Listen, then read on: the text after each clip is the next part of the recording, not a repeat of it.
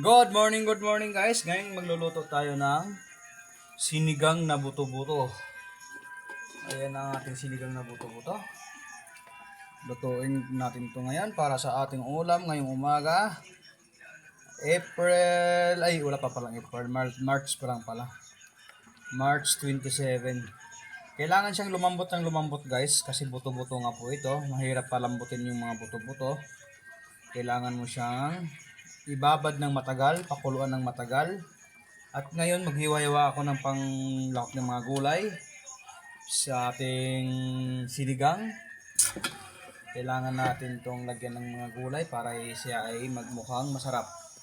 Let's go! Guys, ilagay na natin itong okra, sibuyas at saka kamatis para siya ay lumambot na. Sili. Ayan na, nilagyan na natin siya ng gulay.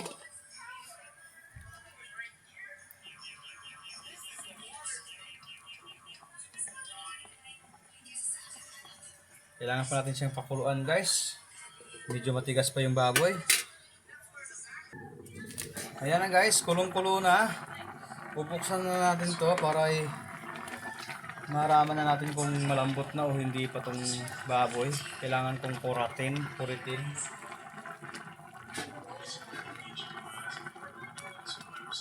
At malalaman siya kung malambot na o hindi pa. Mahirap kasi to, buto-buto kasi to. Mahirap pinamadali itong lutuin na to kasi nga buto-buto siya. Ano? Pero nagutom na kasi yung asawa ko, kailangan ko na tong lagyan ng timpla. Lagyan ko na siya ng paminta.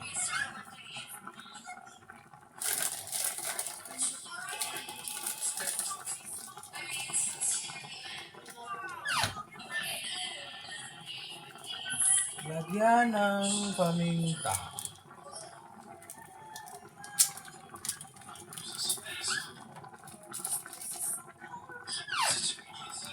Pulong-pulo na. Nawala na yung sabaw. Naging kunti na lang yung sabaw.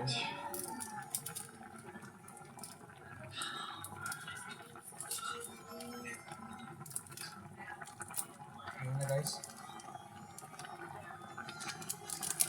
Lagyan ko ng paminta. Tapos hahaluin.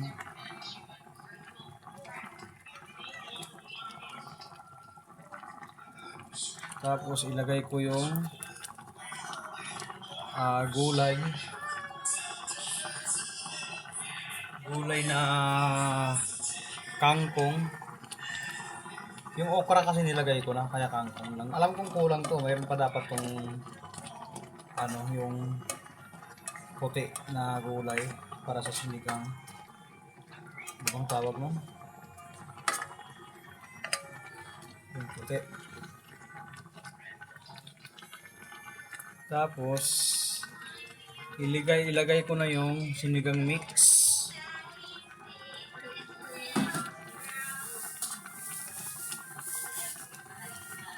Lagyan ko na siya ng sinigang mix. Ito.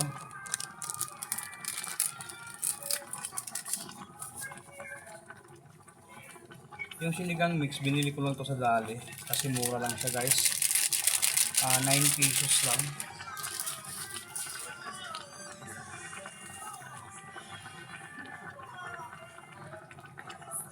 Lagyan ko na siya ng sinigang mix. Ngayon, lalagyan ko siya ng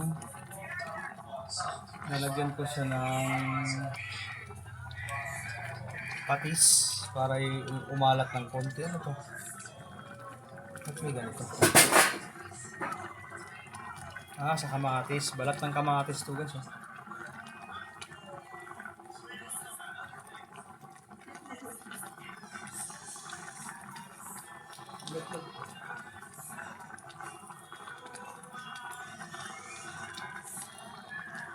Lagyan ko siya ng patis guys para hindi siya matabang.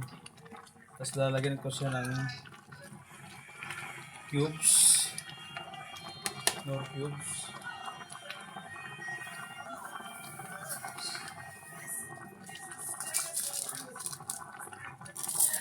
Maraming nag-aantay sa ulam na ito kasi gutom na yung mga tao. Kaya mamadaliin na natin to. Ito yung cubes. Yan. Matutunaw lang yun siya dyan.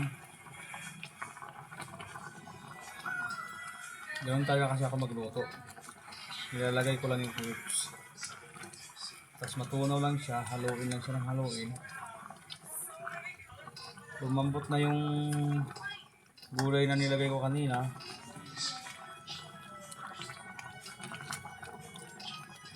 Tapos yung cubes. Pumunti na yung sabaw guys. Ang dami pa na itong ulam na to.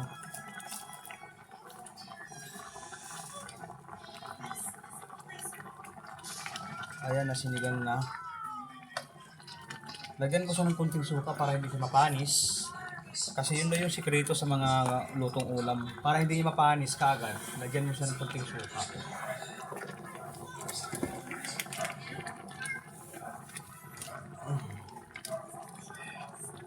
Kunti lang.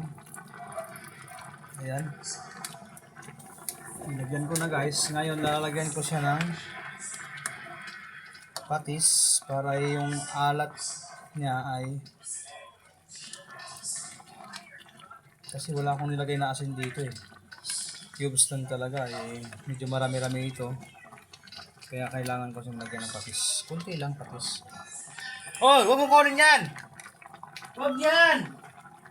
Huwag yan! Kasi dapat sa kabilang card. Hindi yan! Iyak yung anak ko dahil sa tablet niya. Nilagyan ko na siya ng patis. Ayan na guys, nilagyan ko na siya ng patis. Ngayon, titikman ko na tong baboy kung malambot na ba. Kasi kanina pa to, nawalan pa ng sabaw. Kunti na lang yung sabaw. Ang dami naman pala nito. Parang kunti lang. Inubos ko ba naman lahat eh. Hanggang mamayang gabi na to.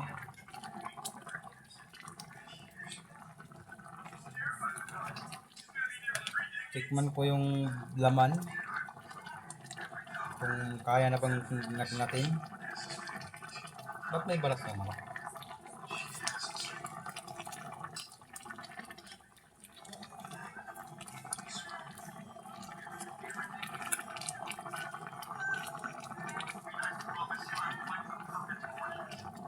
Ayan.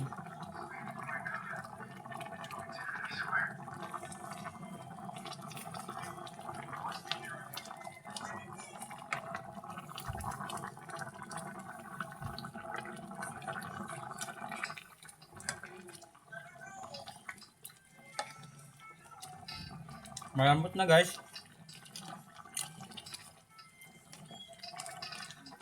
Kakain na.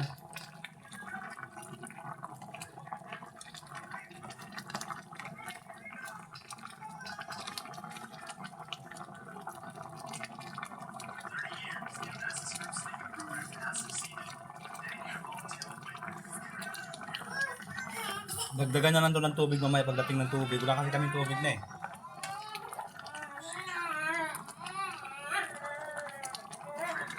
Ba't ba nag-iyak-iyak yan? Ay, talaga. Ayaw ko na umiyak.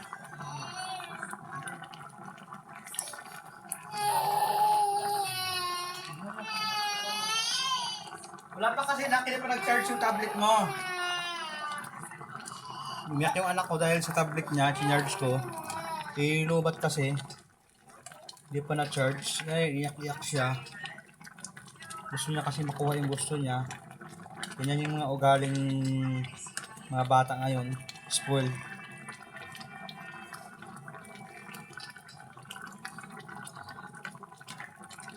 Ngayon, okay na. Luto na. Sandukan ko na yung tatay ko ng kanin para marunong yung kanin tas ulam. Gusto nung